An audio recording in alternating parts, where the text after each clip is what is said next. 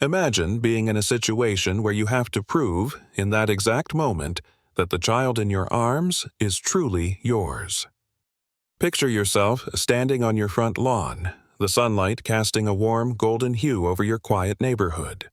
The sounds of a distant lawnmower and birds chirping fill the air. It's the kind of a peaceful afternoon that invites you to simply be, to enjoy the calm with your child. But for Monique Harris, this peaceful moment was shattered by the need to defend the bond she shared with her son.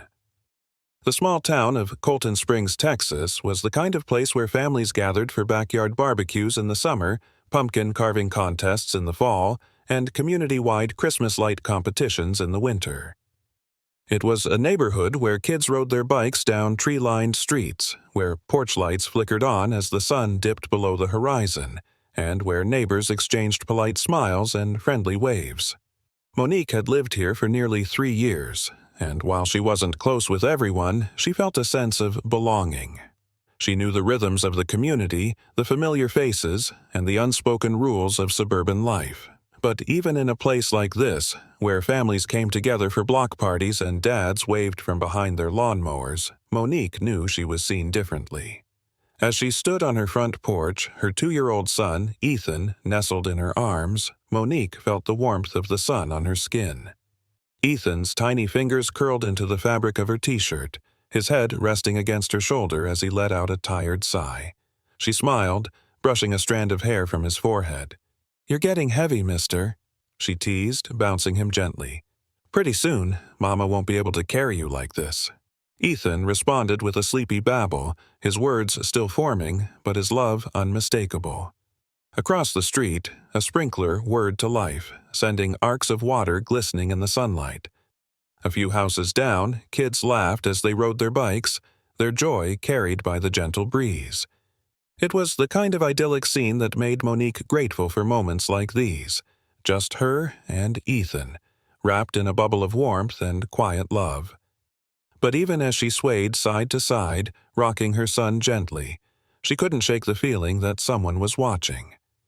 From the front window of her house across the street, Linda Whitaker pulled back the curtain just enough to see without being noticed. She wasn't spying, at least not in the way she'd accuse someone else of spying. She was observing. Her eyes settled on Monique and the little boy nestled in her arms. Linda had seen them before. Quick glimpses, nothing more. She had moved to the neighborhood 6 months ago, and while she had made small talk with a few families, she had never spoken to Monique. But something about this scene didn't sit right with her. The woman outside was black. The child in her arms was not. Linda frowned, shifting her weight from one foot to the other. She had lived long enough to trust her instincts, and something about this scene sent a whisper of doubt through her mind. She wasn't the kind of person who ignored things that looked off. Maybe Monique was the nanny, she reasoned. Or maybe she was babysitting for a friend. But the way Monique held Ethan, the ease with which he cradled his head, the way his small fingers curled into her shirt like he had done it 1,000 times before, this wasn't a temporary arrangement. Linda glanced over her shoulder at the kitchen clock. Her husband, Mark, wouldn't be home for another hour. She had time to do something. She let the curtain fall back into place and walked to the foyer, grabbing her phone off the console table. For a moment, she hesitated, chewing on the inside of her cheek. Calling the police was a serious thing. She wasn't someone who made a big deal out of nothing. But what if she was right? What if this child didn't belong to that woman? She pressed the numbers, her thumb hovering over the call button. Then she thought about the news, about the stories of missing children, of mothers pleading into cameras, their voices cracking as they begged for their babies to come home. Her heart tightened. "I don't know if this is an emergency," she said when the dispatcher picked up, her voice soft but firm. "But there's a woman outside my house holding a child that doesn't look like hers. I don't want to ignore it if something's wrong." The dispatcher asked for more details and Linda gave them. The address, what Monique looked like, what the child looked like. She insisted she wasn't accusing anyone of anything, just making sure. The call ended and Linda exhaled, rubbing her palms against her jeans as she peeked out the window again. Monique was still there, rocking the child gently, completely unaware that within minutes a police cruiser would be pulling up to the curb. Linda stepped back from the window, the weight of what she had just done settling onto her chest. But she told herself it was the right thing. It had to be. Monique had just started humming softly, a lullaby that always calmed Ethan, when she noticed something out of the corner of her eye. A black and white police cruiser turned onto the street, moving at a slow, deliberate pace. At first, she didn't think much of it. Maybe they were responding to something a few houses down. But as the car rolled to a stop right in front of her home, her stomach tightened. Ethan stirred in her arms, shifting against her chest, sensing her change in posture. 2 officers stepped out.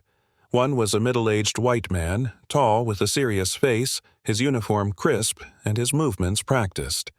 The other, younger and Latino, seemed a little more hesitant. They both looked at her, then at Ethan. Something in Monique's gut twisted. She adjusted her grip on Ethan, planting her feet firmly in the grass. The older officer, Sergeant Whitman, approached first. He cleared his throat, his gaze flickering from Ethan's fair skin to Monique's dark brown arms. "Ma'am," he said, his voice even. "We received a call about a possible child abduction."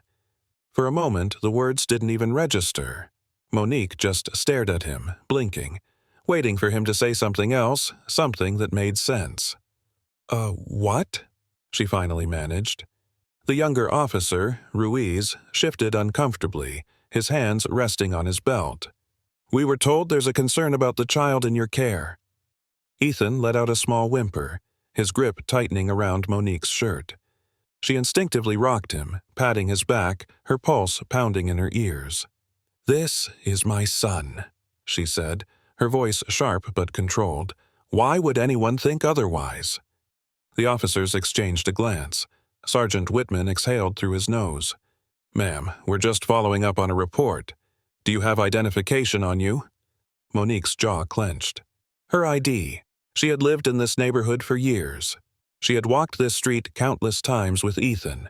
And now, because someone thought she didn't look like his mother, she had to prove she belonged in her own front yard. Her eyes darted around, and that's when she saw Linda standing on her porch across the street. The woman wasn't hiding, wasn't pretending to mind her own business. She stood stiff, arms crossed, lips pressed into a thin line. Monique felt heat rush to her face. So, she was the one who called. She wanted to yell, wanted to demand an explanation, but right now she had to stay focused. She took a slow breath, keeping her voice level. "My ID is inside, but I don't see why I should have to show it just because someone doesn't believe he's mine." Whitman's expression didn't change. "We just need to clear this up, ma'am." Monique's hands tightened around Ethan's small body. She wanted to refuse, wanted to tell them they had no right, but she knew how this worked. She had seen the news. She had seen what happened to people who got too loud, too upset, too defiant when they were just trying to live their lives. So, she swallowed the fire burning in her chest. "My ID is inside. I need to put him down first." Whitman gave a stiff nod. "That's fine. We'll wait here." Monique turned, walking toward the front door. She refused to rush, refused to give them the satisfaction of seeing her panic. She stepped inside, her hands shaking as she set Ethan down on the couch. He looked up at her with wide, confused eyes. She forced a smile. "It's okay, baby. Mama just needs to get something real quick." She grabbed her purse off the counter, fingers fumbling as she pulled out her ID and phone. When she stepped back outside, she held both in front of her like a shield. "My name is Monique Harris," she said, her voice firm. "This is my address, and this is my son." She pulled up her phone, tapping into her photo albums. A dozen pictures filled the screen. Ethan at the hospital the day she adopted him, Ethan's first birthday, Ethan asleep in her arms, tiny fingers clutching hers. She turned the screen toward them. Officer Ruiz leaned in first, his eyes softening.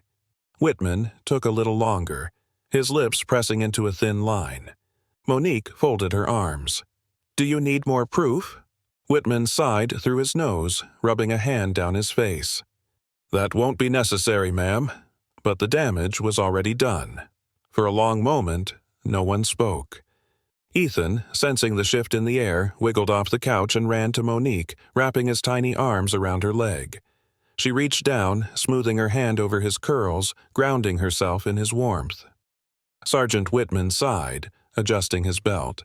"Looks like everything checks out," Monique scoffed, shaking her head. "Checks out." Like she had just passed some kind of test. Like she had to prove she was allowed to love her own child. She turned toward Linda, still standing stiffly on her porch, arms crossed like she was waiting for an apology. Monique felt a bitter laugh rise in her throat. "I'd love to know," she said, directing her voice loud enough for Linda to hear. "What exactly made you think my son was in danger?" Linda flinched slightly but held her ground. I wasn't sure. I just thought—" Monique let out a sharp breath, tilting her head. "You thought what?" Linda's mouth opened, then closed. She swallowed. "I was just trying to look out for him." Monique shook her head, her pulse still thudding in her ears. "No, you weren't looking out for him. You were looking out for your own comfort." Linda's jaw tightened, her face turning red. She glanced at the officers as if hoping they'd back her up, but neither of them spoke. Monique stepped forward, keeping her voice steady and controlled. "You saw a black woman with a white child, and instead of minding your damn business, you assumed something had to be wrong. You didn't ask me. You didn't introduce yourself. You called the cops like I was a threat." Linda exhaled sharply, shaking her head. "I wasn't trying to accuse you of anything." Monique let out a humorless laugh. "But you did." She gestured toward the officers. "And now these men are standing in my yard, in front of my child, treating me like a suspect in my own neighborhood, all because you couldn't imagine a world where he could be mine." Linda looked away, shifting uncomfortably.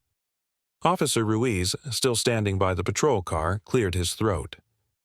"Ma'am," he said gently, "we do have to follow up on calls like this." Monique turned toward him. "Oh, I get that. I bet you'll do this all the time when white moms take their black kids outside, right?" Ruiz lowered his gaze, his lips pressing together. Whitman, still stiff-faced, muttered, "We were just doing our job." Monique's anger burned in her chest, but it was exhaustion that settled into her bones. She had done this before. She had lived this script in a dozen different ways, at stores, at playgrounds, at restaurants, where strangers felt entitled to question her motherhood. It never got easier. She turned back to Linda, whose face was tight with embarrassment, maybe even guilt. "Next time you're unsure," Monique said, her voice quieter now, "you could just walk over and introduce yourself, instead of calling the cops on a mother and her baby." Linda's lips parted like she wanted to respond, but no words came. The officers gave a half-hearted nod, then walked back toward their cruiser. As they pulled away from the curb, Monique let out a breath she didn't realize she'd been holding. Ethan tugged at her jeans, looking up at her with big, curious eyes. "Mama?" She bent down, picking him up and kissing his cheek. "I'm okay, baby. We're okay." But as she turned back toward the house, she knew things would never feel quite the same.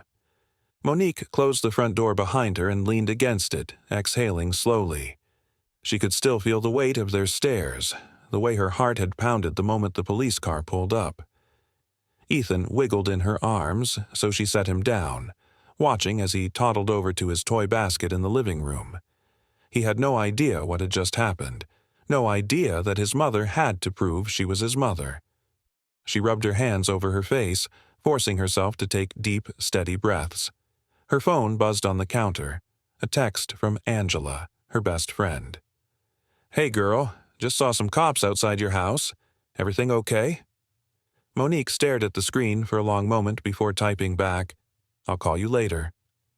She didn't want to explain it. Not right now, not while her hands were still shaking. Through the window, she saw Linda still standing on her porch, shifting from foot to foot like she wasn't sure whether to go inside or come over. Monique turned away. She walked into the kitchen, opened the fridge, and grabbed Ethan's juice cup. Something, anything, to give her hands a reason to move, to ground herself. A few minutes later, there was a knock at the door. She already knew who it was. Monique inhaled deeply before walking over and pulling it open. Linda stood there, arms folded, shifting awkwardly on the porch. For a long moment, neither of them spoke. Then Linda cleared her throat. I just wanted to say, I'm sorry." Monique stared at her. Linda swallowed. "I shouldn't have called the police." Monique raised an eyebrow. "No, you shouldn't have." Linda's eyes darted toward the ground. "I thought I was doing the right thing." Monique crossed her arms. "The right thing for who?" Silence. Linda exhaled, rubbing her hands together. I guess I didn't think." Monique tilted her head.